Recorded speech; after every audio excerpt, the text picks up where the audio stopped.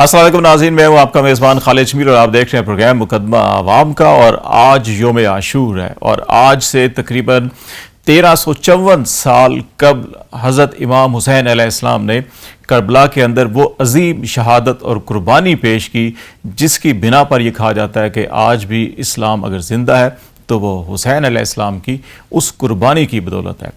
ये वाक़या जो पेश आया इसके 3-4 बड़े बुनियादी पैगामात हैं पूरी उम्मत के लिए, पूरी इंसानियत के लिए। और आज हम उन्हीं पैगामात की रोशनी में इस चीज़ का अहाता करेंगे कि पाकिस्तान आज जिस किस्म के सियासी, माशी, माशरती या समाजी एतबार से जिन हालात से या चैलेंजेस से गुजर रहा है, उन हालात से निपटने के लिए और पाकिस्तान को तामीर और तरक्की, खुशहाली की राह पर और एक ऐसी फ़ज़ा कायम करके जहाँ पे हर किस्म की सियासी, मसलकी, मजहबी और किसी भी बुनियाद के ऊपर जो तफरीक होती है उसके अंदर हम आंगी पैदा करके पाकिस्तान को आगे कैसे लेके चल सकते हैं, इस पे हम बातचीत करेंगे। और हमारे साथ शरीक गुफ्तगू होंगे इस प्रोग्राम में। स्टूडियो में मेरे साथ दाएं तरफ तशरीफ रखते हैं अल्लामा आरिफ हुसैन वाहिदी साहब। और पाकिस्तान में मसलकी या मजहबी हम आंगी के हवाले से अगर कोई खिदमात को देखा जाए तो इन्होंने अपनी तमाम उम्र इस जो है कि शोबे में गुजारी है। मिली यकजहती कौंसिल के साथ वाबस्ता रहे, अभी भी हैं, इस्लामी नज़रियाती कौंसिल के मेंबर रह चुके हैं, कौमी उलमा मशाइख कौंसिल के मेंबर हैं और शिया उलमा कौंसिल जो है पाकिस्तान की उसके भी सीनियर वाइस प्रेसिडेंट है।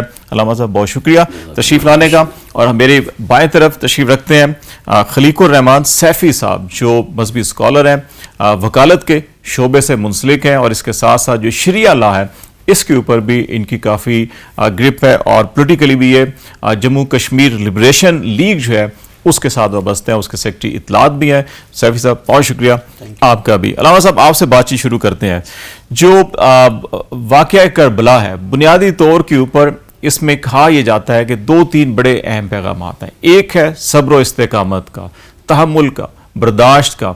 और जब हज़रत इमाम हुसैन अलैहिस्सलाम को खतूत लिखे गए कूफा से और कहा गया उस वक़्त उनके हालात की जो अक्कासी की गई वहाँ पर जहाँ पे इस्लामी और अखलाकी अक़दार की तनज़्ज़ुली हो रही थी, वो उनकी इस्लाह के लिए अपने अहल व अयाल के साथ निकले, किसी असले के साथ नहीं निकले थे।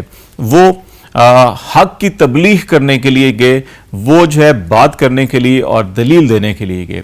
ये वो बुनियादी पैगाम था जो आज भी हमें इसकी बड़ी अशद ज़रूरत पाकिस्तान के अंदर फ़ील होती है कि हम जितने भी हमारे मसाइल हैं कि हम दस्तो गिरेबां होने की बजाय हम दलील से बात करते हैं। तो ये जो बुनियादी एक नुक्ता है इसके ऊपर अगर हम उस वक़्त के हालात को और आज को देखें तो आप क्या समझते हैं कि हमें किस तरह से मामलात को आगे लेके चलना चाहिए? बिस्मिल्लाहिर्रहमानिर्रहीम। बहुत शुक्रिया जनाब खालिद मीर साहब। बहुत अहम दिन है और इस दिन में आपने इंतहाई खूबसूरत मौजू पे डिस्कशन के लिए बुलाया है।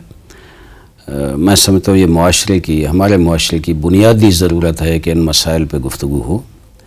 मैं सबसे पहले उम्मत मुस्लिमा को ताज़ियत पेश करता हूँ आज नवासे रसूल की शहादत और एक अलमनाक शहादत और दर्दनाक सानिया था जो करबला में रूनुमा हुआ।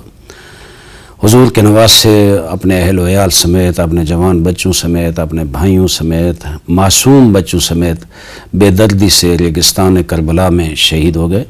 हुजूर ने इरशाद फरमाया था इन्नल हुसैन मिसबाहुल हुदा व सफ़ीनतुन नजात। हुसैन हिदायत के चिराग हैं और नजात का सफ़ीना और नजात की कश्ती हैं। हुसैन की वो कश्ती है जो पानी में नहीं चली, करबला के रेगिस्तान में चली और अहले बैत अतहार और उनके जो साथी थे उनके खून में चली।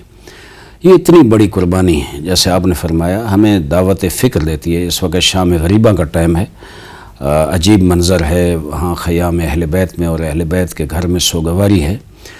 लेकिन इतना बड़ा सानिया हुआ और ये नहीं है कि किसी काफिर मुल्क ने आके हमला किया और नवासे रसूल को शहीद किया। जो मद्दे मुकाबिल बैठे थे ये 72 तन थे और उधर जो रिवायात हैं 18,000 की रिवायत भी है, 30,000 की रिवायत भी है। हज़ारों लोग तलवारें लेकर और बाकायदा जंग की तैयारी के साथ आए थे कि नवासे रसूल को कत्ल करना है, आयाओं ने हाथ पे झुकाना है। लेकिन मैं कहता हूँ नवासे रसूल जिस मिशन के लिए निकले थे, जो उम्मत को और जो इंसानियत को पैगाम देना चाहते थे, वो समझ चुके थे कि मेरी शहादत के बाद दुनिया में मुख्तलिफ आरा आएंगी। एक तो ये आएगी कि शायद इक़्तिदार की जंग थी, دوسرا یہ آئے گا کہ دو شہزادوں کی جنگ تھی آپس میں. یہ ساری سوچ آئے گی. اس لیے انہیں جس وقت 28 رجب کو مدینہ سے نکلے اور پھر اس کے بعد مکہ آئے, 8 ذی الحج کو بندھے ہوئے احرام توڑے اور وہاں سے نکلے. یہ مدینے سے کیوں نکلے؟ وہ یہ بتاتے رہے کہ میں نہیں چاہتا کہ نانا کے شہر کا تقدس پامال ہو, اس لیے چونکہ یزیدی مجھے قتل کرنا چاہتے ہیں. چونکہ یزید کا جو گورنر ہے ولید, اس نے واضح کہا تھا یا بیعت کرو یا حکم ہے کہ آپ کا سر قلم کر کے بھیجوں. تو جنگ سے بچنا چاہتے کہ اس شہر کا تقدس پامال نہ ہو, اس شہر میں نواسے رسول کی خون ریزی نہ ہو. پھر مکہ گئے. مکہ میں بھی نکلتے وقت ان کے بھائی محمد ابن حنفیہ رضی اللہ عنہ وہ آئے کہ آپ کوفہ جا رہے ہیں, کوفہ والے وفادار نہیں ہیں, آپ کے بابا کے ساتھ وفا نہیں کی, آپ کے بھائی کے ساتھ وفا نہیں کی, آپ نہیں جائیں. لیکن امام حسین علیہ السلام نے یہ فیصلہ کیا اور فرمایا میں نہیں چاہتا بیت اللہ شریف اور خانہ کعبہ کی حرمت پامال ہو. مجھے یہ خبر ملی ہے کہ یزید نے کچھ اپنے گماشتے بھیجے ہیں جو دوران طواف مجھے قتل کرنا چاہتے ہیں حالت احرام میں, اس لیے میں مکہ چھوڑ کے جا رہا ہوں. یعنی پتہ چل رہا ہے کہ وہ جنگ سے بچنے کے لیے. لیکن ایک جو ایشو ہے, انہوں نے بالکل واضح طور پر مدینہ میں ہی گورنر مدینہ کو یہ کہا تھا جب اس نے بیعت مانگی نا, تو امام حسین علیہ السلام نے فرمایا کہ تم بیعت مجھ سے مانگ رہا ہے اور کس کے لیے مانگ رہا ہے یہ تھوڑا غور کر.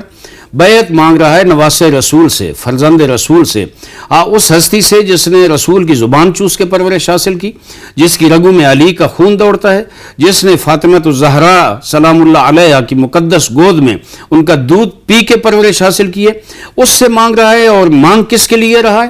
وہاں تعارف کراتے ہیں, فرماتے ہیں میں اپنا تعارف کراتا ہوں جس سے تو بیعت مانگ رہا ہے. کیا؟ انا نحن اہل بیت النبوہ, ہم اہل بیت نبوت ہیں, ہمارے گھر پر فرشتوں کا نزول ہوتا ہے, ہمارے گھر پہ وحی الہی نازل ہوتی رہی ہے. مجھ سے بیعت مانگ رہا ہے اس کے لیے جو علی الاعلان ہو شارب الخمر قاتل النفس المحترمہ معلن بالفسق, وہ جو شارب خمر ہے, وہ جو شریفوں کا اور صحابہ کرام کا قاتل ہے, وہ جو علی الاعلان فسق و فجور بجا لاتا ہے, جو شریعت مصطفیٰ کو تبدیل کر رہا ہے, کیا میں اس کی بیعت کروں؟ یہاں وہ استقامت کا اعلان کیا اور فرمایا, یہ نہیں کہا کہ 61 ہجری میں حسین ابن علی یزید کی بیعت نہیں کروں گا, بلکہ یہ فرمایا قیامت کا سورج طلوع کر آئے گا, مثلی لا یبایع مثلا, دنیا میں کسی ظلم و جبر کے مقابلے میں, کسی ظالم کے مقابلے میں, کسی ناانصافی اور بے عدالتی کے مقابلے میں مجھ جیسا کبھی یزید جیسے کے سامنے نہیں جھکے گا اور بیعت نہیں کرے گا. اور 2 استعارے قائم کر دیا نا جو آج بھی یزیدیت کا حسینیت کا ایک استعارہ بن چکے ہیں. جو بھی جس حالات کے اندر اب ہم دنیا بھر میں اگر دیکھیں تو آج ہم اپنی گفتگو کے اندر بھی جہاں بھی ظلم ہوتا ہے, جبر ہوتا ہے, جہاں بھی فسطائیت ہوتی ہے تو اس کو یا فسطائیت کہا جا رہا ہوتا ہے یا پھر یزیدیت کہا جا رہا ہوتا ہے. اور پھر بات جہاں پہ مظلوم کی آتی ہے تو ہمیشہ وہاں پہ حسینیت کی بات کی جاتی ہے. جہاں بات حق کی آتی ہے اور حق کے اوپر ڈٹ جانے, کھڑے ہو جانے کی بات آتی ہے تو وہاں حسینیت کی آتی ہے. سیفی صاحب آپ کی طرف آؤں گا. اس وقت جو بنیادی کچھ نکات جو ہیں کہ علامہ عارف صاحب نے بھی تذکرہ کیا کہ آپ اس سارے واقعہ کربلا کے نتیجے میں اور پھر ہم جو حق اور سچ کے ساتھ چلنا, برائی کے خاتمے کے لیے کوششیں کرنا, اور عملی کوشش ضروری نہیں ہوتا کہ ہم کوئی ہتھیار اٹھا لیں یا ہم جو ہے کہ کوئی جنگ و جدل یا ایسا کوئی مقام بنا لیں کہ جناب ایک دوسرے کی خون ریزی ہو, بلکہ وہ گفتگو سے, دلائل سے, تبلیغ سے بھی کام کیا جا سکتا ہے. جو اس وقت ہمارے یہاں بدقسمتی سے لگتا ہے کافی چیزیں بہتر ہو گئی ہیں, لیکن 2-3 اشروں کے اندر بہت ہم نے قتل و غارت گری دیکھی پاکستان کے اندر. تو اس تناظر کے اندر ذرا آپ بھی اس ساری گفتگو کو آگے لے کے چلے ذرا. بسم اللہ الرحمن الرحیم. آج کے دن ہم سلام عقیدت پیش کرتے ہیں بارگاہ امام علی مقام اور آپ کے جملہ رفقا جنہوں نے تحریک کربلا میں اپنے گرما گرم لہو اور مقدس لہو سے شجر اسلام کی آبیاری کی. سر آپ نے علامہ صاحب نے بڑی بہترین گفتگو انیشل کی اور آپ نے بھی. اصل امام علی مقام کی جو یزید کے ساتھ جنگ تھی وہ اس کے 2 بنیادی نکات ہیں. ایک جو شخصی حکومت کا قیام پہلی دفعہ تاریخ اسلام میں آیا تو امام علی مقام نے اس کے خلاف علم بغاوت اعلان جنگ کیا کہ اس کو نہیں ماننا کہ وہ شخصی حکومت تھی, کہ اس سے پہلے حضور سرور کون مکان صلی اللہ علیہ وسلم کے وصال مبارک سے لے کے جو خلفائے راشدین کا دور حکومت تھا اس وقت تک شورائی نظام کے ساتھ ایک حکومت ڈیولپ کی جاتی تھی، امیر مقرر کیا جاتا تھا جو امیر المومنین کہلاتے تھے. لیکن یزید کو امیر معاویہ نے جس وقت اپائنٹ کرنا چاہا اور اس کو امام علی مقام نے فرمایا کہ جو حضرت امیر معاویہ اور حضرت امام حسن مجتبی رضی اللہ تعالیٰ عنہ ان کی جو ان کے ساتھ ایگریمنٹ ہوا تھا، جو معاہدہ ہوا تھا، وہ یہ تھا کہ وہ اپنی زندگی میں کسی کو اپائنٹ نہیں کریں گے بلکہ وہ شورائی نظام ہی جو چلتا آ رہا ہے وہ چلے گا. لیکن جس وقت اس کی وائلیشن ہوئی ہے، یزید کو اپائنٹ کر دیا گیا، تو امام علی مقام نے اس کے خلاف علم بغاوت بلند کیا. دوسری جو چیز تھی، ایک تو اسلام کا بنیادی اصول وہ ایکسپلائٹ ہو رہا تھا، دوسری سر یہ چیز تھی کہ جس کو امیر مقرر کیا جا رہا ہے وہ اس امارت کے اور امیر المومنین ہونے کے جو بیسک کرائٹیریاز ہیں ان پہ پورا نہیں اتر رہا تھا.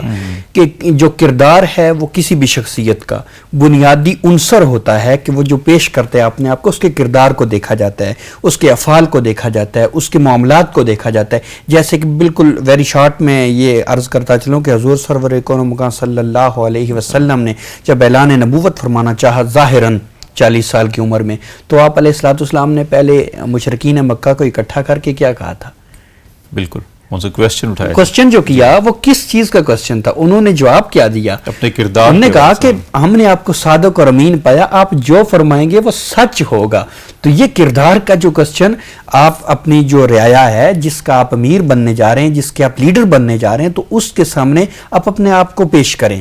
کویسچنیبل ہیں آپ، ٹھیک ہے. اگر وہ اطمینان کا اظہار کریں تو آپ اس لیڈرشپ کے مستحق قرار پاتے ہیں.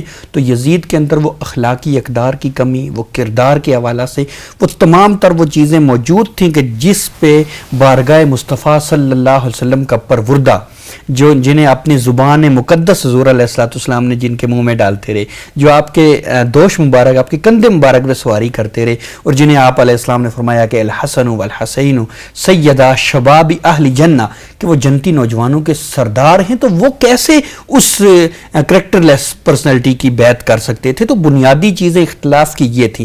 پھر بھی آپ نے جو آپ نے کویسچن اٹھایا کہ دور حاضر کی جو سیاسی پولیٹیکل سسٹم ہمارا ہے جس میں عدم برداشت کا ایک عنصر بہت زیادہ ہمیں دیکھنے کو مل رہا ہے، تو آپ علیہ السلام نے مدینہ سے مکہ کی طرف ہجرت کی کہ اس سے بچنا چاہا کہ میں نے بیعت تو کرنی نہیں، لیکن امت مسلمہ جس کو میرے بڑے بھائی نے ایک دو گروہوں کی لڑائی کو ختم کرنے کے لیے کردار ادا کیا، کہیں میرے ذمہ وہ بات نہ آئے، تو آپ نے لڑائی سے گریز کیا، آپ مدینہ منورہ چلے گئے. پھر مدینہ منورہ سے آپ کو جس مسلم بن عقیل، حضرت مسلم بن عقیل رضی اللہ تعالیٰ عنہ، آپ کی طرف سے پیغامات آئے، کوفہ کی طرف سے پیغامات آئے.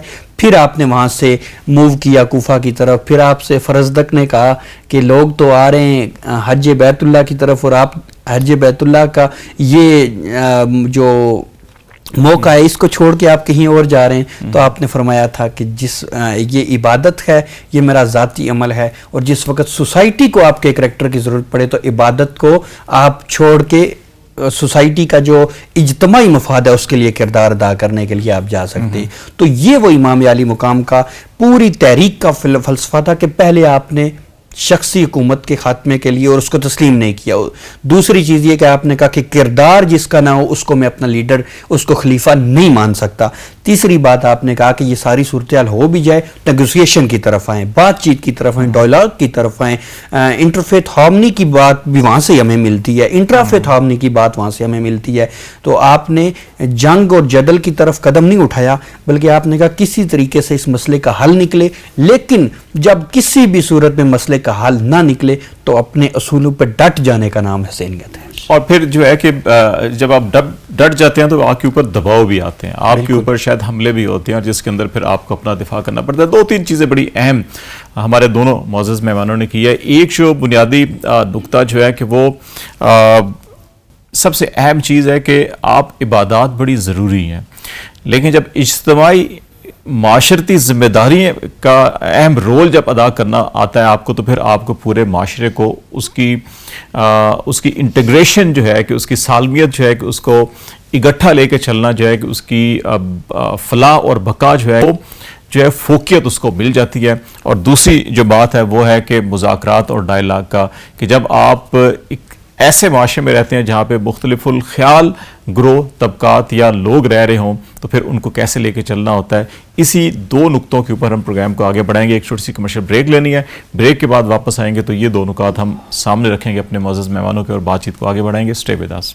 ویلکم بیک ناظرین. پروگرام میں ہم بات چیت کر رہے ہیں یوم عاشور کے حوالے سے، حضرت امام حسین علیہ السلام کی عظیم قربانی اور ان کا اس قربانی کا جو درس تھا ہمارے لیے، اس کو ہم کس طرح سے اپنی زندگی کے اندر اپنا کر ملک کو آگے بڑھا سکتے ہیں.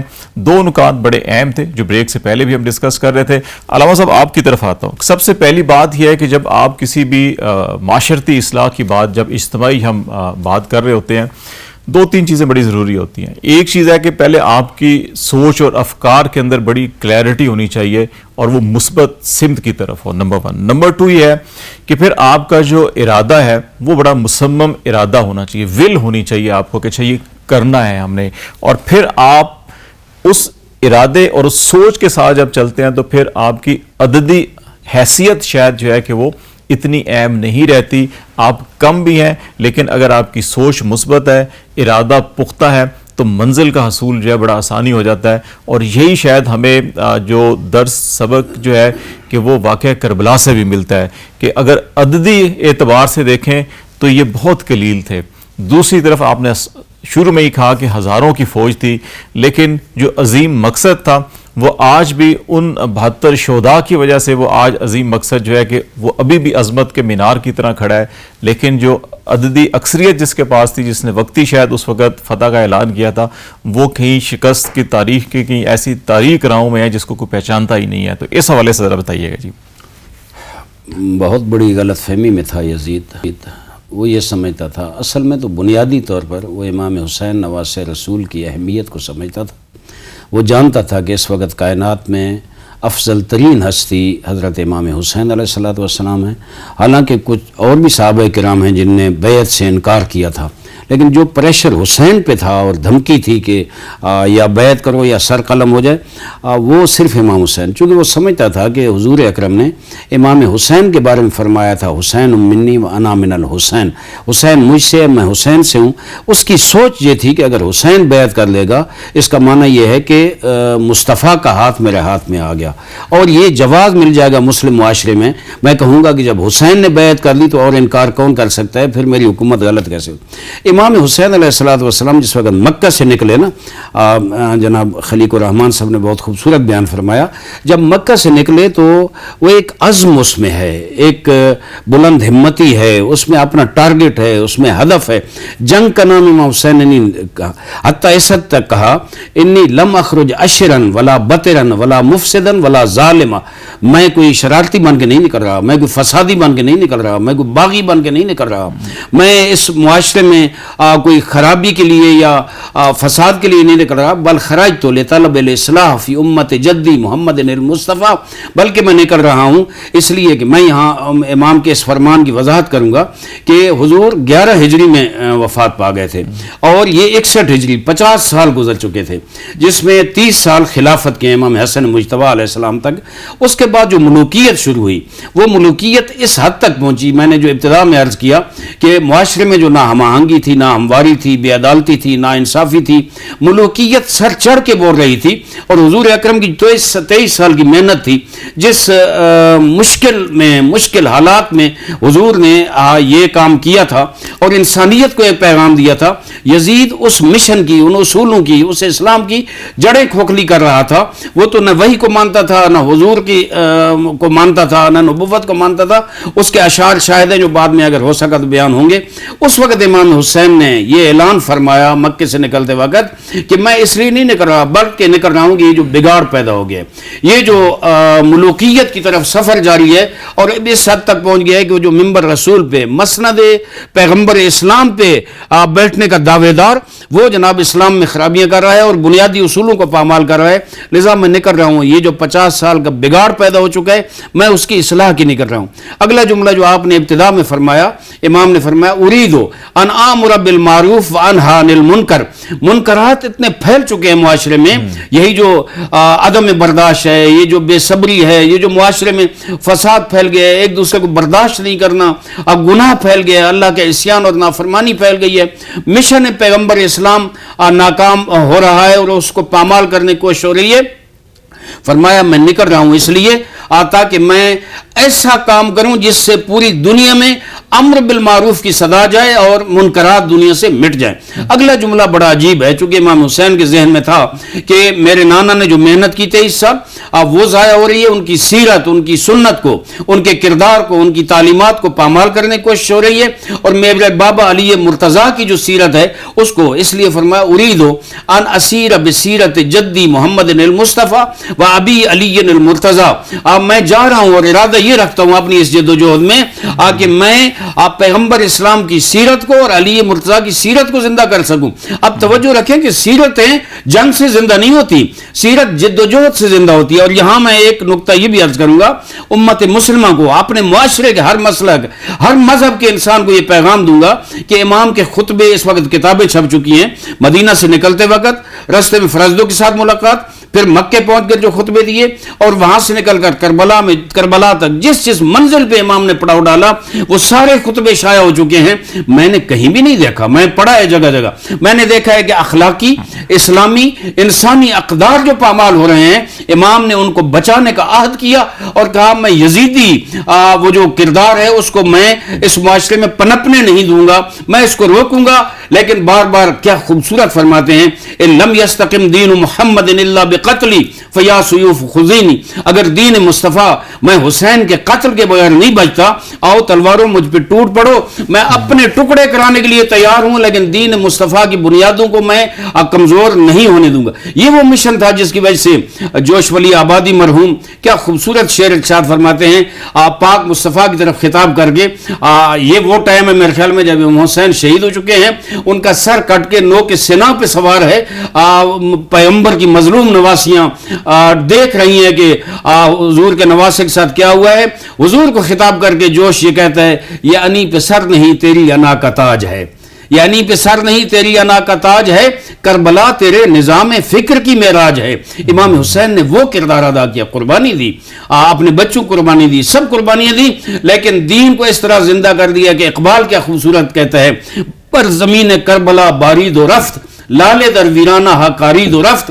آ کے کربلا کی زمین پہ برسا, وہ جو ریگستان تھا, وہ جو صحرا تھا, وہاں حسین ایسے برسا کہ آج وہ کربلا آباد ہے, آج اس کربلا میں خوشبو ہے, آج اس کربلا میں حسینیت ہے, آج اس کربلا سے وہ نور اٹھ رہا ہے کہ پوری دنیا سے اسلام کی وہ جو روشنی ہے, وہ نور ہے, وہ پوری دنیا میں پھیل رہا ہے. اور یزیدیت کے خلاف آج بھی وہ پیغام امام حسین کا فضاؤں میں موجود ہے کہ کبھی بھی مجھ جیسا اس جیسے کی بیعت نہیں کر سکتا. میں کہتا ہوں دنیا کا ہر حریت پسند, دنیا کا ہر آزادی خواہ, دنیا کا ہر استقلال طلب, آج فلسطین میں دیکھیں, کشمیر میں دیکھیں, دنیا کے کسی خطے میں دیکھیں, جو بھی ظلم و جبر کے خلاف جد و جہد کرتا ہے, اس کا رول ماڈل نواز رسول امام حسین اور شہداء کربلا. بالکل ٹھیک آپ کہہ رہے ہیں علامہ صاحب کہ جو آج بھی کربلا کی فضا ہے اگر معطر ہے تو وہ حق و صداقت کے اس پیغام کی حقیقت کی وجہ سے ہے جس کو حضرت امام حسین علیہ السلام نے اپنی قربانی دے کر جو ہے کہ زندہ رکھا. سیفی صاحب آپ کی طرف آتے ہیں کہ جو بنیادی نقطہ ابھی بھی علامہ صاحب کہہ رہے تھے کہ جب اس سیرت کو زندہ کرنے کی بات کی جا رہی ہے, کردار کی بات کی جا رہی ہے تاکہ اس کا ایک تسلسل جاری رہے, جس کا اظہار رسول پاک صلی اللہ علیہ وسلم نے اپنے آخری خطبے میں بھی کیا تھا جب وہ کہہ رہے تھے کہ میں آپ کی رہنمائی کے لیے 2 چیزیں چھوڑ کے جا رہا ہوں, ایک قرآن پاک اور ایک انہوں نے کہا کہ میرا اپنا جو طرز عمل ہے, یہ سیرت ہے, وہ سنت ہے, وہ ساری کی ساری چھوڑ کے جا رہا ہوں. تو ہماری پوری زندگی جو ہے وہ خواہ وہ سیاسی ہو, ہر طرح کی کسی بھی شعبے میں ہم چلے جائیں, ہمیں انہی 2 چیزوں سے ساری کی ساری رہنمائی ملتی ہے. اس بات کے اوپر جب یہاں پر معاملات پہنچے, وہاں پر بھی حضرت امام حسین علیہ السلام نے جو ہے کہ تلوار نہیں اٹھائی, وہ بات کے لیے گئے, انہوں نے گریز کیا لڑائی سے, انہوں نے فتنے سے, شر سے گریز کیا اپنے معاشرے کے اندر امن اور افہام اور تفہیم کے لیے, تاکہ وہ ماحول برقرار ہے جس کے معاشرے جو ہیں کہ وہ ترقی کرتے ہیں. آج ہم جو ہے کہ یہ بنیادی پیغام جو ہے وہ کیوں شاید بھول گئے ہیں کہ ہم چھوٹی چھوٹی باتوں کے اوپر ہمارے چھوٹے چھوٹے شاید معاشی اعتبار سے بھی دیکھیں, مسلکی اعتبار سے دیکھیں, وہ اتنے کوئی بڑے مفادات ہوتے بھی نہیں ہیں, لیکن ہم پورا کا پورا بگاڑ پیدا کر دیتے ہیں سوسائٹی کی. ہم کیوں اس سے دور ہو رہے ہیں؟ میں کل بھی ایک تحریر میں نے لکھا ہے امام علی مقام کی سیرت اور کردار کے اوپر کہ ہم نے آپ علیہ السلام کی سیرت طیبہ کا جو آپ نے عرض جیسے فرمایا کہ 11 ہجری کو آپ علیہ السلام کا وصال مبارک ہوا, تو اس وقت کا جو آپ کا بچپنا ہے ہم نے بچپن امام علی مقام کا بھی بیان کیا, اور جو کربلا میں آپ گئے ہم نے اس کو بیان کیا. آپ کی پوری لائف ہے اس کے درمیان, اس فیز کو ہم نے جان بوجھ کے عوام سے دور رکھا ہے, یا ہم نے اس پہ کیوں بیان نہیں کیا, اس سے تعلیمات کیوں اخذ نہیں کی؟ آپ کی پوری حیات طیبہ وہ پیکر ہے, وہ صورت ہے, وہ سیرت ہے جو حضور علیہ السلام کے بالکل عکس مصطفیٰ ہیں آپ علیہ السلام. تو آپ امام علی مقام کی پوری زندگی کے اصول, پوری زندگی کا طرز عمل وہ ہمارے لیے مشعل راہ, اور اہل حریت کے لیے جو آزادی کے جنگ جو ہیں, جو اصولوں کی جنگ کرتے ہیں, جو اپنے اصولوں کی اور اقدار کی جنگ اور اس کے لیے فراوانی کے لیے جو جدوجہد کرتے ہیں, ان کے لیے پوری لائف آپ کی امام علی مقام کی مشعل راہ ہے. جیسے فرمایا گیا کہ حضور علیہ السلام کی لقد کان لکم فی رسول اللہ اسوۃ حسنہ, تو وہ اسوہ حسنہ صرف نمازوں کے لیے نہیں ہے, صرف زکوٰۃ کے لیے نہیں ہے, صرف حج کے لیے نہیں, بلکہ آپ علیہ السلام بیک وقت بادشاہ بھی تھے, بیک وقت حکیم بھی تھے, بیک وقت عادل بھی تھے, بیک وقت امام بھی تھے. تمام منصب اللہ تعالیٰ نے آپ کی ذات میں جمع فرمائے. تو اللہ نے فرمایا کہ آپ زندگی کے یہ معجزہ صرف آپ علیہ السلام کے پاس تھا کہ سب کچھ اللہ نے آپ کی ذات میں یکجا کر دیا تھا, لیکن آپ کے اس فیض کو ایسے تقسیم کیا کہ مختلف فیلڈز کے اندر مختلف ذمہ داریاں سونپ دی گئیں. تو فرمایا کہ جو جس ذمہ داری پہ ہے وہ حضور علیہ السلام کی سیرت کے مطابق زندگی گزارے اور ان اصولوں پہ چلے, وہ یقیناً اپنی اس فیز میں کامیاب ہوگا. تو متعدد حدیث مبارکہ تاریخ میں یہ چیز رقم ہے کہ حضور علیہ السلام کی اگر پوری حیات طیبہ اور آپ کے ظاہری حسن و جمال اور آپ کے جسم اقدس کو دیکھنا ہو, تو امام حسن اور امام حسین کو یکجا کر کے دیکھو, وہ عکس مصطفیٰ صلی اللہ علیہ وسلم ہیں. تو ہمیں پہلی چیز یہ کہ آپ کہ اس کردار, آپ کی پوری جو زندگی حیات طیبہ اس کا احاطہ کرنا ہوگا. ہمیں لٹریچر کے ذریعے, ہمیں گفتگو کے ذریعے, ہمیں تحریر کے ذریعے, تقریر کے ذریعے آپ کی پوری زندگی کا احاطہ کر کے اس سے سبق اخذ کرنے کی ضرورت ہے. یہی وہ چیز ہے. اگر ہم امام پاک کے اس پیغام کو لے کے آگے چلیں تو میرا خیال ہے اس سے بڑی عقیدت کوئی نہیں ہے, اس سے بڑا آپ کی جو ہے نا عظمتوں کو سلام پیش کرنے کا کوئی اور طریقہ نہیں کہ ہم ان کے اصول و ضوابط کے مطابق زندگی بسر کریں. ایک چیز بڑی اہم ہے, وہ یہی ہے کہ جو آپ بات کر رہے ہیں کہ ہم جیسے آج بھی یہ دن ہے, تو محرم میں خاص طور کے اوپر جب عید میلاد النبی آتی ہے 12 ربیع الاول, تو ہم اس وقت بھی سارے گفتگو کرتے ہیں. لیکن پریکٹیکلی ہماری زندگی کے اندر جب ہم پریکٹیکل لائف میں قدم اٹھا کے نکلتے ہیں, تو یہ ساری باتیں کہیں ہم کسی طاق پہ یا کسی غلاف میں لپیٹ کے رکھ دیتے ہیں. ہم وہ ہماری زندگی کا عملی جو پہلو ہے وہ کیوں خالی ہے اس سے؟ علامہ صاحب آپ بھی اس پہ. جی میں عرض کروں کہ جو عقیدہ, جو ایمان ہم سے تقاضا کرتا ہے کہ جس وقت ہم ایمان لے آئیں اس پہ ایسے استقامت دکھائیں کہ پہاڑ ہل جائیں ہم نہ ہلیں. امام حسین نے وہی کردار ادا کیا نا. ہم اپنے نظریے سے, ہم اپنے افکار سے, ہم اپنی سوچ سے, ہم جو جس چیز پر ایمان لائے ہیں اس سے نہ ہلیں. اگر ایسا ایمان ہوگا تو پھر ہماری عملی زندگی بھی اسی طرح ہوگی. اگر ہمارا توحید پہ ایمان ہے, اگر ہمارا رسالت پہ ایمان ہے, اگر ہمارا امامت, قیامت اور تعلیمات حضور پہ اگر ایمان ہے, میں سمجھتا ہوں وہ ایمان پختہ نہیں ہے, جس وجہ سے ہماری عملی زندگی میں یہ کمزوریاں آ جاتی ہیں. قرآن مجید یہ ارشاد فرماتا ہے ان الذین قالوا ربنا اللہ ثم استقاموا تتنزل علیہم الملائکہ الا تخافوا ولا تحزنوا وابشروا بالجنۃ التي کنتم توعدون. بڑا واضح فرمان ہے کہ جو ایمان لے آتا ہے اپنے رب پہ, اپنے پروردگار پہ, اور پھر ایمان میں کوئی کمزوری نہیں ہوتی, اس پہ ڈٹ جاتا ہے, استقامت دکھاتا ہے, اللہ اس پہ کیا کرتا ہے, اپنے ملائکہ نازل کر کے بشارت دیتا ہے لا تخافوا ولا تحزنوا, اب گھبراؤ نہیں, ڈرو نہیں, اللہ آپ کے ساتھ ہے, اللہ نے جو وعدہ آپ سے کیا وہ اللہ ساتھ ہے. ایک ایک اور مقام پہ ارشاد ہے لا تہنوا ولا تحزنوا وانتم الاعلون ان کنتم مؤمنین، اپنے آپ کو کمزور نہ سمجھو، اپنے آپ کو بزدل نہ سمجھو، ڈرو نہیں، تم ہی سر بلند ہو، شرط یہ ہے کہ تم سچے اور کھرے مومن ہو، سچے اور کھرے اہل ایمان ہو۔ میں یہ کہتا ہوں معاشرے میں جو خرابیاں ہیں آج بھی میں دیکھ رہا ہوں ہمارے جوان معاشرے میں بڑا واضح پیغام دینا چاہوں گا کہ حسین علیہ السلام جو غیر متزلزل ایمان تھا، جو جذبہ تھا، جو تڑپ تھی، ان نے اپنی جان کی پرواہ نہیں کی۔ جب انسان دیکھتا ہے کہ میرا جو عقیدہ ہے، میرا جو نظریہ ہے، میرا جو ماٹو ہے، میرا جو ہدف ہے، میرا جو مقصد ہے، اور وہ شریعت مصطفیٰ کو سر بلند کرنا ہے، وہ جو نظام دیا حضور نے، جو کردار دیا اس کو میں نے آگے بڑھانا ہے، جب اس طرح دیکھتا ہے تو وہ ڈٹ جاتا ہے، استقامت دکھاتا ہے، میں پیچھے نہیں ہٹوں گا، خواہ اس کے لیے مجھے اپنی جان بھی۔ بڑا مشکل تھا۔ عظیم مقصد کے لیے عظیم قربانی اور عظیم پختہ عہدے جو ہے وہ بڑا ضروری ہوتا ہے۔ ہمیں چھوٹی سی ناظرین کمرشل بریک لینی ہے، بریک کے بعد آتے ہیں تو بات چیت کو یہیں سے آگے بڑھائیں گے، ہمارے ساتھ رہیے گا۔ ویلکم بیک ناظرین، پروگرام کے اس آخری حصے میں ہم بات چیت کو آگے بڑھائیں گے اور اس میں بنیادی جو دو نکات ہیں وہ ہم اس پہ یہ ڈسکس کریں گے۔ بریک سے پہلے بھی جو بات ہو رہی تھی کردار سازی کی بات ہو رہی تھی، اور کس طرح سے عظیم مقصد کو پانے کے لیے آپ کو اپنے کردار کو کتنا پختہ رکھنا ہوتا ہے اور پھر کتنی عظیم قربانیاں بھی دینی پڑتی ہیں۔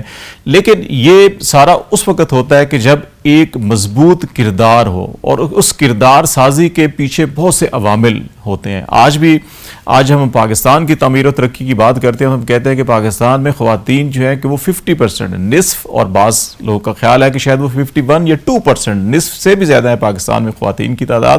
اور ہر سطح کے اوپر، سیاسی سطح کے اوپر، معاشی سطح کے اوپر یہ کوشش کی جاتی ہے پالیسی میکنگ میں، لیجسلیشن میں، کہ خواتین کی زیادہ سے زیادہ جو امپاورمنٹ ہے اور جو پارٹیسپیشن ہے اس کو یقینی بنایا جا سکے۔ تو اس تناظر کے اندر ہم حضرت امام حسین علیہ السلام کی جو کردار سازی ہوئی ہے اس میں پیچھے جو بہت سے عوامل کار فرما تھے، ان میں کچھ خواتین کا کردار بھی تھا، اور یہی خواتین کا کردار ہمیں کربلا میں بھی ملتا ہے۔ تو ان کے کردار کیا ہیں، اور آج ہمارے معاشرے کے اندر بھی جہاں ہم مجموعی طور پر بات کر رہے ہیں اپنی خواہ پالیسی میکنگ کی یا وہ لیجسلیشن کی، تو وہاں پر بھی ہمیں خواتین کو، جو ہماری نصف سے زیادہ آبادی ہے اس وقت ملک کی، ان کو ان خواتین سے کیا سیکھنا چاہیے، اس حوالے سے بھی ہم اس پہ تھوڑا سا فوکس کریں گے۔ راما صاحب اسی نقطے کے اوپر آپ کچھ بات کریں، پھر سیفی صاحب آپ کی طرف آتے ہیں۔ میں عرض کروں کہ امام حسین علیہ السلام حتیٰ کربلا کے میدان میں وہ ابتدائی گفتگو کہاں ان کی تربیت ہوئی وہ طولانی ہو جائے گا، میں جو اصل نقطہ بیان کرنا چاہتا ہوں کہ امام کو فخر تھا، امام کو ناز تھا اس گود پہ جس میں پروان چڑھے ہیں۔ اس لیے جب تنہا رہ گئے نا، سب شہید ہو گئے، تنہا رہ گئے، زخموں سے چور تھے۔ لشکر اشکیا سے ایک آواز اٹھی کہ حسین اب تو کوئی نہیں رہا، اب تو بیعت کر لو، اپنی جان بچا لو۔ حسین نے وہاں کھڑے ہو کے، آپ بڑے نحیف ہو چکے تھے، کھڑے ہو کے یہ فرمایا کہ آپ لوگوں نے مجھے دو چیزوں کے درمیان مجبور کر دیا ہے، یا یہ ہے کہ میں بیعت کر لوں یا گردن کٹا دوں، لیکن یہ بیعت کرنا ہے ہاتھ من الذلہ، یہ میرے لیے ذلت ہے، رسوائی ہے، کبھی نہیں کروں گا، گردن کٹا دوں گا۔ کیوں؟ فرمایا ایک تو اللہ پسند نہیں کرتا، اللہ کا رسول پسند نہیں کرتا، قیامت تک آنے والے اہل ایمان پسند نہیں کرتے، اور آخر میں فرماتے ہیں حجور طابت و طہرت، وہ گودیں جن میں حسین پل کے جوان ہوا ہے، ان کی پاکیزگی جو ان نے میری تربیت کی ہے وہ مجھے اجازت نہیں دیتی کہ میں اس فاسق فاجر کے ہاتھ پہ بیعت کروں۔ ایک یہ، اور پھر جس وقت آخری لحظات میں شہادت کے لیے جا رہے تھے، خیمے سے کوئی نہیں بچا تھا، جا رہے ہیں، اور آخر میں اپنی بہن زینب کے پاس آتے ہیں۔ آخری وداع اپنی بہن کے ساتھ تھا، جو ان کی مشیر بھی تھی، جنہیں شریکت الحسین کہا جاتا ہے، اور علی و زہرا کی تربیت شدہ تھی، ان کو ملے اور آخری کہا کوئی آخری وصیت کر دو۔ فرمایا اختی زینب لا تنسینی فی صلاۃ اللیل، میری بہن زینب، یہ یہاں میں خواتین کو خطاب کروں گا، یہ کردار اتنا بڑا نقصان، 71 شہید ہو چکے، بھائی شہید ہونے کے لیے جا رہا ہے، لیکن حسین کو کتنا اعتماد ہے اپنی بہن پر۔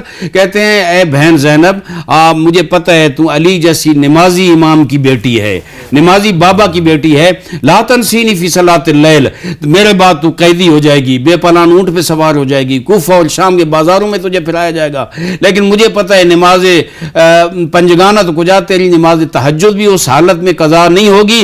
میں حسین تو اسے درخواست کرتا ہوں ہوں کہ وہ جو اس حالت میں نماز تہجد پڑھو اس میں میرے لیے دعا کرنا. یہاں سے امام حسین کا پتہ چلتا ہے کتنا بڑا اعتماد ہے. اور جس وقت دربار یزید میں جناب زینب پہنچی, یہاں صرف حسین میں استقامت نہیں تھی, یہ استقامت کے درس عملی طور پر جناب زینب نے دیے. وہاں جب پہنچی یزید نے شراب کے نشے میں مخمور, وہاں جو جشن ہو رہا تھا اس میں مذاق اڑایا امام حسین کی, کہا کیا آپ نے کیا دیکھا کربلا میں, کیا ہوا, یہ سب لاشیں چھوڑ کے آئی ہو. تو جناب زینب نے کیا خوبصورت 2 جملے فرمائے. میں پہلا فرمایا ما رأیت الا جمیلا, یہ ہے بلند, یہ ہے بلندی, یہ ہے سرفرازی, یہ ہے عزت. اپنی افکار پہ کٹ مرنا, اتنی مصیبتیں لیکن گھبرانا نہیں. فرمایا کربلا میں نے خوبی کے علاوہ کچھ نہیں دیکھا, حسن کے علاوہ کچھ نہیں دیکھا. اور جب اس نے زیادہ توہین کی تو زید بن ارقم اور صحابہ کرام بھی وہاں بعض موجود تھے اور انہوں نے تلوار بھی نکال لی. علی کے لہجے میں دربار یزید میں خطبہ دیا جناب زینب نے, اور بڑا طولانی خطبہ ہے. اور وہاں فرمایا نہیں محسوس ہوتا کہ ان کے دل پہ 2 معصوم بیٹے, ان کے اپنے جو ان کا زخم ہے, علی اکبر کا زخم ہے, عباس کا, حسین کا زخم ہے, کھڑی ہو کے, چونکہ مشن پامال ہوتا اگر جناب زینب وہاں کھڑی نہ ہوتی تو. جناب زینب کھڑی ہو کہا یا یزید کد قیدکا وسع سایکا وناسب جہدکا فواللہ لا تمہو ذکرنا ولا تمیت وحینا. اے یزید, میں زینب کی, میں علی کی بیٹی, میں حسین کی بہن, تیرے دربار میں کھڑے ہو کے تجھے چیلنج کر رہی ہوں. جہاں جتنا دل چاہے مکر کر لے, جتنا دل چاہے کوشش کر لے, جتنا دل چاہے جد و جہد کر لے. میرا چیلنج ہے قیامت کا سورج طلوع کر آئے گا, ہم نے جو قربانی دی ہے, ہم نے جو یہ سارا مشن چلایا ہے بڑے مدلل انداز میں اور بھرپور انداز میں دنیا کو پیغام دیا ہے, اللہ کی قسم نہ تو ہمارے ذکر کو دنیا سے مٹا سکتا ہے نہ اللہ کی وحی کو مٹا سکتا ہے. اتنا بڑا پیغام. اور زینب جو اتنی زخمی دل, صدمہ ہے اتنا, لیکن اپنا پیغام سب سے بالا تر ہے اور سرفراز رہیں. اور میں یہ آخری جملہ عرض کروں گا کہ میں یہ کہتا رہتا ہوں کہ اگر زینب کا یہ کردار نہ ہوتا, بازاروں اور درباروں میں یہ خطبے علی کے لہجے میں نہ ہوتے, تو شاید امام حسین کی وہ قربانی ضائع ہو جاتی. جناب زینب نے اس قربانی کو بچایا ہے, اور ہم نے کردار زینبی اور کردار حسین کو لے کر آگے بڑھنا ہے تاکہ یہ مشن قیامت تک اسی طرح بڑھتا رہے. سیفی صاحب, خواتین کا کردار بڑا اہم ہوتا ہے اور ماں کی گود پہلی تربیت گاہ ہوتی ہے. تو یقینی طور کے اوپر حضرت امام حسین علیہ السلام نے بھی ان کی تربیت براہ راست نانا حضور سے بھی ہوئی, لیکن ان کی والدہ کا, ان کی خواتین کا کردار بھی بڑا اہم تھا, نہ صرف عملی میدان میں بلکہ ان کی بچپن سے جوانی تک کی جو تربیت تھی اس کے اندر بھی. اس حوالے سے بھی کچھ بات کیجیے. بہت ہی اہم سوال, اور اس سے جو لیسن آج کی جو خاتون کا جو سبق ہے وہ ضرور.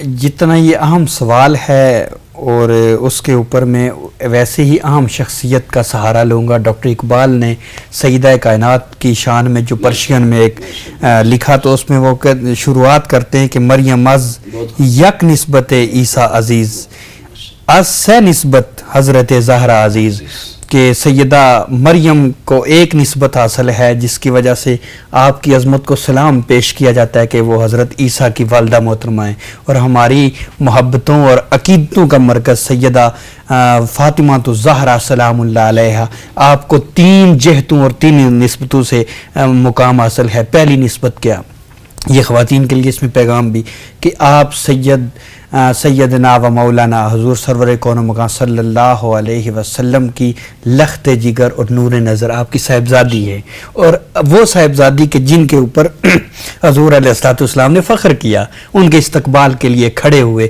کیونکہ انہوں نے بیٹی ہونے کا حق ادا کیا.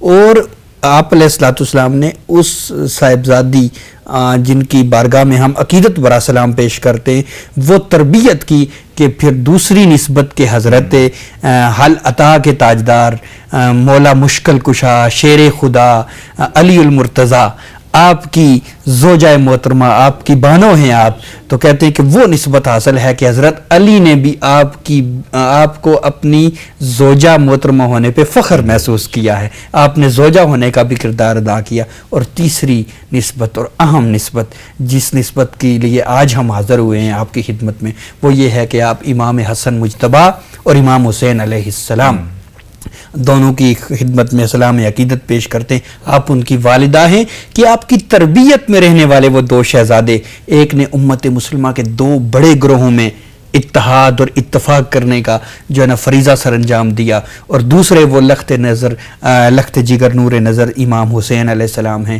کہ جنہوں نے عزیمت، جو اصول فقہ ہے اسلامک جرسپروڈنس ہے، اس میں 2 اصول ہیں کہ ایک عزیمت کا ہے اور ایک رخصت کا ہے، کہ جس وقت آپ کی جان جانے کا خطرہ ہو تو آپ عزیمت کو ترک کر کے رخصت پہ عمل کر سکتے ہیں، کیونکہ جان بچانا ضروری ہے، لیکن آپ اگر جان کی قربانی دے دیں، اصول پہ سمجھوتا نہ کریں تو اس کو عزیمت کہتے ہیں۔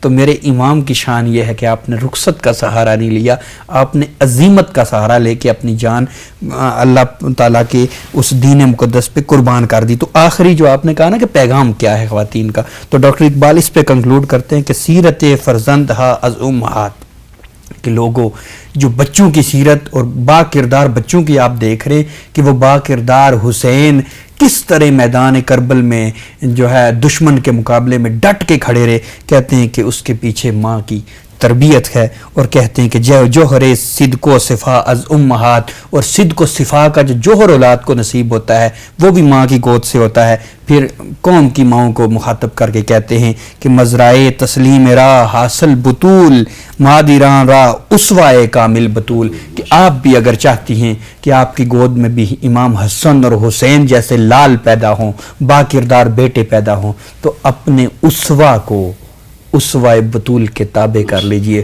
ان کو اپنا رول ماڈل بنا لیجئے، تو انشاءاللہ اس معاشرے کے ظلم و ستم سے لڑنے کے لیے آپ کی گود میں بھی حسین پیدا ہوں۔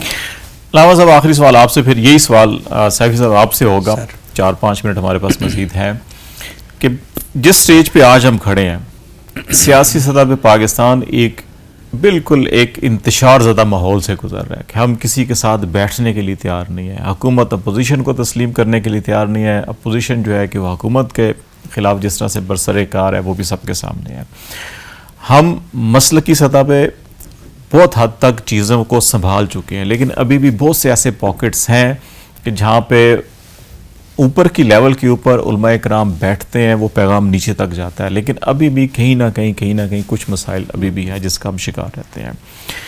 ہم معاشرتی سطح کے اوپر، معاشی سطح کے اوپر بہت کمزور ہو چکے ہیں کہ یہاں تک کہ ہمیں سود، جس کو رب کائنات نے جنگ کہا ہے، کہ ہم اس کی ادائیگی کے لیے بھی مزید جو ہے قرضے لینے کے اوپر آ چکے ہیں۔ تو ان ساری جو ہماری ایک وہ عظمت رفتہ ہے اور ایک یہ ہماری جو ہے کہ پستی ہے، ہمیں اس عظمت رفتہ سے کون سے ایسے اسباق ہیں جن کو، یا ایگزامپلز ہیں کہ جن کو لے کر اب اس صورتحال سے ہم آگے کی طرف بڑھ سکتے ہیں؟ میں سمجھتا ہوں جس وقت ہم اپنی ویلیوز کھو چکے ہیں، اپنے جو اسلامی اقدار ہیں جو حضور نے بتائے تھے، قرآن مجید جو نازل ہوا، میں یہ کہتا رہتا ہوں کہ آئین زندگی بشر ہے، مکمل ضابطۂ حیات انسانی ہے، اور امام حسین علیہ السلام بار بار قرآن کو آئین کے طور پہ پیش کر کے بتاتے رہے کہ آؤ قرآن کی طرف آؤ، استدلال کی طرف آؤ، لیکن دشمن نہیں آیا، اور ہم وہ ویلیوز، وہ اقدار انسانی جو ہیں، وہ اسلامی جو ہے وہ کھو چکے ہیں۔ ہمارا یقین اس وقت، آپ دیکھیں نا، یہ جو کسی ملک میں کہتے ہیں کلچر یا فرہنگ کسی کا، ثقافت، آج آپ اپنے ملک کی ثقافت کا شعبہ جو ہے، آپ فرہنگ کا، کلچر کا ثقافت دیکھیں تو اس میں کون ہوتی ہیں یا کون ہوتے ہیں؟ وہ دنیا میں وہی مغربی ثقافت، مغربی کلچر ہم پہ چھا چکا ہے۔ اور میں یہاں زیادہ تنقید نہیں کروں گا، لیکن میں یہ کہوں گا کہ جب ہم معاشی حوالے سے محتاج ہوں گے ان اداروں کو جو سامراجی قوتوں کے ماتحت ہیں، اور وہ ہمیں کمزور کرنے کی طرف ہیں، انہیں کبھی ایٹمی پاکستان قبول ہی نہیں ہے، بالکل نہیں قبول۔ وہ کیسے قبول کریں گے کہ ہم پاکستان کی مدد کریں تاکہ پاکستان مضبوط ہو؟ پاکستان پاس ایٹم بھی ہے جس سے اسرائیل خوفزدہ ہے اور دیگر ممالک خوفزدہ ہیں، بھارت خوفزدہ ہے۔ تو میں یہ سمجھتا ہوں کہ غلامی کی زندگی ترک کرنی ہوگی۔ امام حسین نے ہمیں درس سے ہی دیا ہے، جب تک ہم غلامی کی زندگی میں ہیں ہمارے یہ مسائل، سیاسی بحران بھی رہے گا، معاشی بحران بھی رہے گا، اور باقی بھی دفاعی حوالے سے بھی ہم محتاج ہوں گے دوسروں کے۔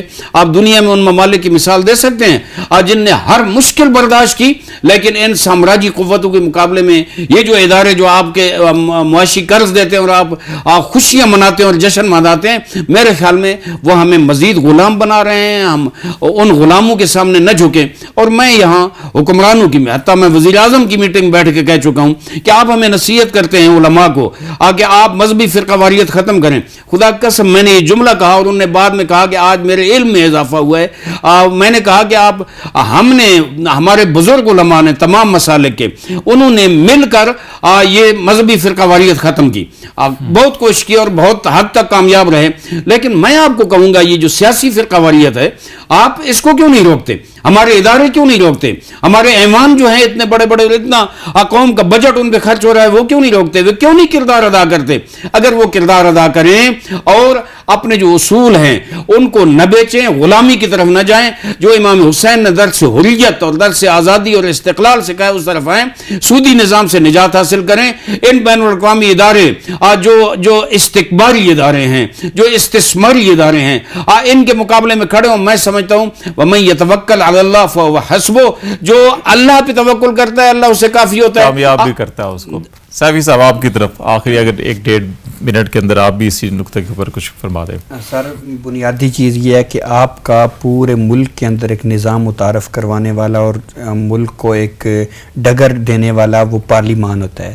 تو بدقسمتی سے ہمارے تمام وہ جو سیاسی جماعتوں کو اور تمام پولیٹیکل لیڈرز کو پارلیمان کے فلور پہ بیٹھ کے حل کرنے چاہیے، وہ وہاں کرنے کے بجائے ہم کسی چوک میں کرتے ہیں، کسی شاہراہ پہ کرتے ہیں، کسی احتجاج میں کرتے ہیں، جو کہ بنیادی وجہ ہے اس سارے سسٹم کی. جیسے علامہ صاحب نے کہا کہ مذہبی فرقہ واریت، بہت اچھی ٹرم ان نے استعمال کی، مذہبی فرقہ واریت کے ساتھ سیاسی فرقہ واریت. دیکھیں جتنی عدم برداشت مسٹر کو مولوی کو کہا جاتا تھا تو اسی عدم برداشت کا شکار ہمارا مسٹر بھی ہے. اب مسٹر مولوی کی جو ہم نے دونوں کی تقسیم کی، آج مولوی تو کسی حد تک اپنے معاملات کو درست کرنے کی کوشش کر چکے ہیں، لیکن اتنی ہی اخلاقی پستی کا شکار ہمارے وہ ممبران، وہ سیاسی زعماء جو پارلیمنٹ میں بیٹھ کے ہماری انٹرنیشنل لیول پہ جو نمائندگی کرتے ہیں وہ اس کا شکار ہو چکے ہیں. انہیں پہلی فرصت میں یہ کام کرنا ہوگا کہ تمام تاریخ اختلافات کو سپریم کورٹ اور GHQ میں لے کے جانے کے بجائے اپنے پارلیمان پہ حل کرنا چاہیے، اپنے فورم پہ حل کرنا چاہیے. بہت شکریہ خلیق الرحمان سیفی صاحب اور علامہ عارف حسین واحدی صاحب. آپ کا بنیادی نقطہ یہی ہے کہ اگر مل بیٹھ کر ڈائلاگ کر کے معاملات کو حل کیا جائے تو کوئی حل نکلا جا سکتا ہے. جنگ و جدل جو ہے کہ وہ وقتی طور کے اوپر تو کسی کو کامیابی دے سکتی ہیں، لیکن سوچ اور افکار کو نہیں جھکایا جا سکتا، حریت کو نہیں جھکایا جا سکتا. یہی وہ پیغام ہے جو آج بھی ہمیں اسی طرف لے کے جانا چاہتا ہے کہ ہمیں اپنی سوچ کے اندر، افکار کے اندر جو ہماری بنیادی تعلیمات ہیں ان کو لے کے اگر ہم آگے بڑھیں تو ہمیں پاکستان کے ان تمام مسائل سے نکالا جا سکتا ہے. آج تک اتنا ہی. خالد جمیل کو اجازت دیجیے.